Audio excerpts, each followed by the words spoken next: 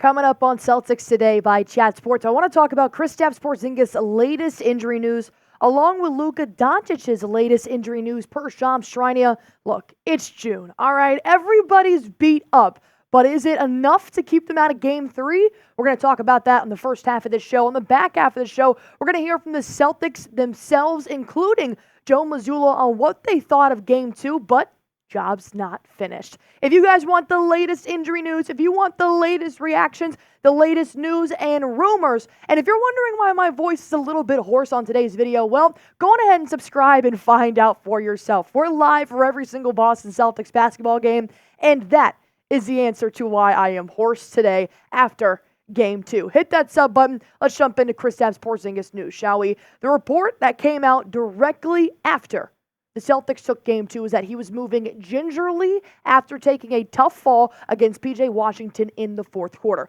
After that, Joe Mazzulla took him out with 6:13 left to go in the fourth quarter, and Al Horford played the rest of the game. And immediately he goes down. I take a deep breath, and I'm like, come on. Please, please, please tell me he did not just re-aggravate his calf. No, he didn't. Joe Mazzulla said there is zero chance that he re-aggravated his calf, and he is good. There is zero concern. They are not worried about a Kristaps Porzingis injury update moving forward. That's the good news. But then, of course, the night went on, and I wanted to tell you guys what Kristaps Porzingis himself had to say about his injury. He said, I kept playing. Some bumps and bruises are a part of the game, but I'll be good. I feel good. Obviously, something happened a little bit, but we have a couple days again. Believe me, we'll do everything we can to be back and moving well. He ended this press conference with, I will die out there if we need to. This is the energy I need to win Banner 18. This is the dog I'm talking about that has to come out in order to win an NBA Finals. And Kristaps Porzingis has it. He's not the only Boston Celtic either. But unfortunately, he's not the only injury news that's out there as well, because when you want to win the NBA Finals, you want to beat the best that's out there.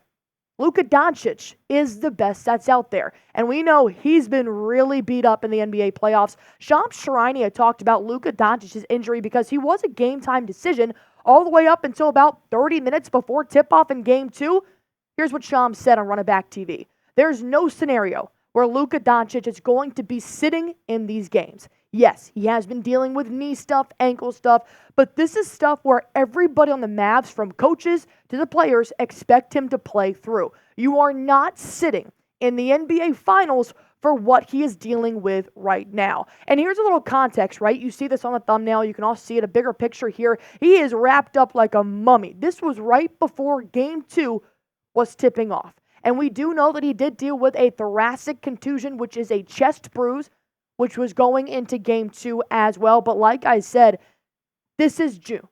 Everybody's hurting. And it seems like the injuries are not enough to keep Luka out of the finals. So I'm just telling you guys now, if you see Luka as a game-time decision for Game 3, I'm going to go on a hunch and say he's playing. He's playing 40 minutes. I'm going to go another hunch and say he's going to drop a triple-double, just like he did in Game 2, despite looking like this, a Halloween costume, before he ended up losing to the Boston Celtics. But I want to take it back to KP here, because that's the main guy I'm worried about. Are you worried about Porzingis playing in Game 3 versus the Mavs? He says he's playing. He says he's good. He says he's great. But now seeing that we just kind of flirted with that line of re-aggravation and he's okay, are you worried something can happen here in Game 3? Comment why/why not.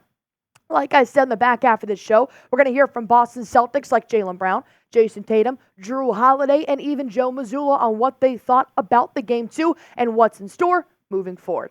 But I want to make sure you guys look real good. If you guys are planning to go to Dallas to watch the Game 3 and 4 in the American Airlines Arena, let me know in the comment section below, because I want to see if you guys are repping this shirt, right? I love Kelly Green. I love it for the Eagles. I love it for the Celtics. It's my favorite color. It has to be. It's so pretty. It's so bright. And this shirt is going to stand out if you are anywhere near the color blue.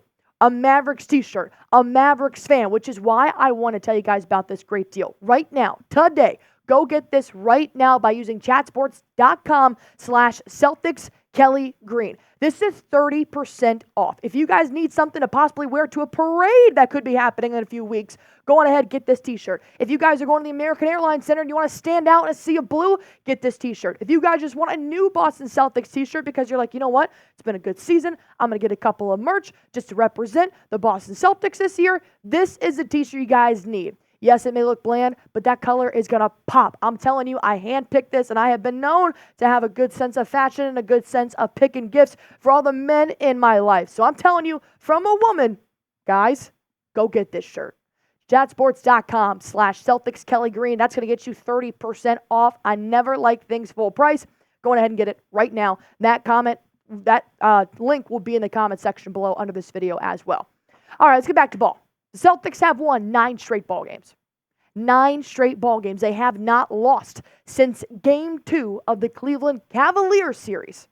This is how dominant they have been. But when I watched Game 2, they didn't feel dominant. They felt shaky. They felt unreliable, like they have a few times in the regular season, but nobody can be perfect. I understand that. But there were 4 main takeaways that I took from Game 2 that I want to touch on what every single Boston Celtic player had to say about these takeaways. So number 1, JB and JT are stronger together. We know Jason Kidd tried to wedge something in between them, whether it was mind games, whether it was a tactic, it doesn't matter because they have done this before. Tatum and Brown know they are the best duo in the NBA, and they continue to prove it.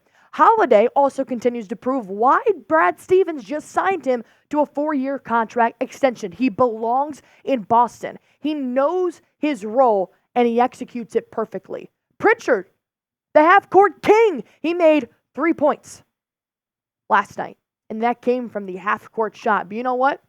He made more three-pointers than Kyrie Irving did. Payton Pritchard made 1, Kyrie made 0. And then I want to talk about Joe Mazzulla towards the back end of this show because there was one huddle that he was mic'd up for that I was absolutely blown away by Mazzulla ball that I want you guys to hear as well. Let's talk about Shaquille O'Neal, shall we? Pretty odd, right? He was in the stadium last night with Paul Pierce sitting right next to Celtics legend. Here's what Shaq had to say to Jaylen Brown after the game, just telling him, ignore it. Ignore all the noise. He said, don't get fixated on useless rankings. Get the job done. JB, yes, sir. I understand. Shaq, they're trying to separate you and JT by saying who's better. It don't matter. JB, yes, sir. I agree. They're on the same page. You hear Jaylen Brown right now taking advice from an NBA legend, and then Tatum gives what his takes on trying to wedge in between who's better, Jaylen Brown, Jason Tatum. It does not matter. This quote is perfection from Tatum. We're so close to what we're trying to accomplish. Why would I let my ego or my need to score all the points get in the way of that? Because you know Tatum's going to have this national narrative of Tatum's not doing enough. Tatum might not even win the NBA Finals MVP if it comes down to it because he's not draining the rock more than Brown, Porzingis, or Holiday. But Tatum is doing what he needs to do to raise banner 18 ahead of next year's regular season. I love this take from the leader that Jason Tatum has been. And let me tell you, am I the only one that it just feels different this year? They feel locked in. There is no outside noise that could break down the wall that the Boston Celtics have built. And I do think that wall started being built when Holiday arrived in Boston. He has completely changed the game for the Boston Celtics on both sides of the basketball. As we saw, he scored the second most points he has done all year last night in Game 2. He's continuously hitting his peak, but what I loved about Holiday here as well is that he's making a case for the NBA Finals MVP, but he doesn't even care. They don't care about the award. That's what's so cool. They just want the hardware. They want the Larry O'Brien trophy. They want the ring. And when Drew Holiday was asked, hey man, it doesn't look like you're getting the credit that you deserve maybe, or the viewership that you deserve. They're not talking about you in the national media. You're not Jaylen Brown. You're not Jason Tatum. Who are you, Drew Holiday? And he said, I'm the utility guy. I'm here to win. The pressure that they have to execute and be great is a little bit different than my pressure. Holiday knows he's not in the realm of Tatum and Brown, and you don't need another person in the realm of Tatum and Brown. They're already trying to wedge between the two of them. Holiday knows he was brought here to do whatever it takes to win banner 18. And if that means be a utility player, if that means assisting, rebounding, stealing, blocking, scoring, doing everything he possibly can to win, he will do it. But he's also bringing that leadership, because you got to remember, Holiday's the only player that has a championship ring in his jewelry box right now on this roster. And he said the job is not done. We have to do what it takes. And I think Jrue Holiday is doing what it takes. But I love this quote, man. It does not matter. It's Mamba mentality. Job's not finished. But I do have a question for you guys. And it's great that the players don't care who wins NBA Finals MVP. But I kind of do. Who will be the NBA Finals MVP? I do also have this up as a poll on our community page right now. We're talking about Tatum, Brown, Holiday, Porzingis, or other. Comment it down below. Now, I want to talk about Payton Pritchard, right? If you guys were live with us on Celtics Today by Chat Sports, then you saw what we saw, and that was Payton Pritchard, who dominated a half-court shot. Here is my live reaction to Payton Pritchard nailing the half-court shot at the end of the third quarter, a buzzer beater, which was not the first time he has done this. He has become the half-court king. And when I saw him in there, you can read my reaction. This is actually a short on Celtics Today by Chat Sports. Go on ahead and check it out. You can see my reaction saying PP's in. Anything can happen, PP's in. And then he drains it. Here's what Jaylen Brown had to say about his teammate Payton Pritchard making this shot and why it was so influential for the Boston Celtics to have going into the fourth quarter. He said, man, that was incredible. I heard he checked himself in the game too. He's been hitting those shots all season long, if anybody's been paying attention to it. And Brown, we've been paying attention to it. I knew when Payton Pritchard was in, I knew the game plan was already set in stone. But did he check himself in? As a bad man if he did that. Mazzulla said that was the play of the game, and I completely agree. Because the Dallas Mavericks had cut the Celtics' lead to 6 heading into the fourth quarter. And with Payton Pritchard making that 3, extending it to 9, nearly giving them a double-digit lead heading into the fourth quarter, it was so imperative that the momentum be switched to the Boston Celtics going into a crucial final quarter in Game 2. Did you also know Payton Pritchard is averaging distance on postseason attempts 38.3 feet. That is where he is averaging, taking a shot from downtown, and he's still playing really good in the NBA playoffs. No, he's not getting that many minutes, but he's doing what he needs to do when he comes in. He crashes on the O board like I've never seen before. He hits half-court shots when they need it, and he can drain a 3 on catch and shoot beautifully when the Celtics need a nice little leg up. But I also want to talk about something else Joe Mazzulla did, and that's the fact that Mazzulla ball has been dominant. And he said that Payton Pritchard's shot was the play of the game going into the fourth quarter. But I think Mazzulla's game plan, the last 2 games have been incredible. I thought Jason Kidd was going to outcoach Joe Mazzulla outright. And Mazzulla has completely stepped up and proven not only to himself, but to the city of Boston, he deserves to be in this head coaching situation. Here's what he said in a mic'd up situation in the huddle. Obviously, I'm not going to go into the X's and O's of the game plan because, it all happened in the moment. But here's one thing that I love that Mazzulla said to his players.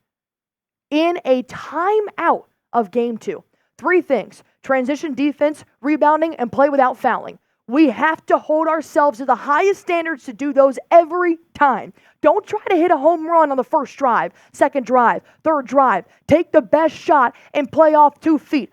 This is just coaching techniques that he is giving to the Boston Celtics, and I love the don't try to hit a home run first drive, second drive, third drive, because the Boston Celtics like to do the dribble, pick up, shoot with 20 seconds left on the shot clock. I liked that Joe Mazzulla was still executing game plans to make sure the Celtics were putting their best foot forward. And what's even better is that they respond so well.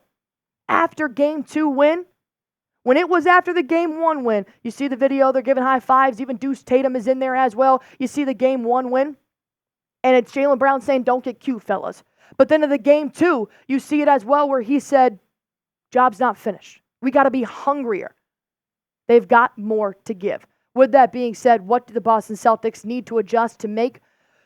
What adjustments do the Celtics need to make for Game 3? Job's not finished, baby. Comment them down below. As always, hit that sub button for me. If you guys want to be a part of 33,000 strong here on Celtics Today by Chat Sports, we will be live on Wednesday and Friday and Thursday afternoon for a nice little special edition. Go on ahead, hit that sub button for me.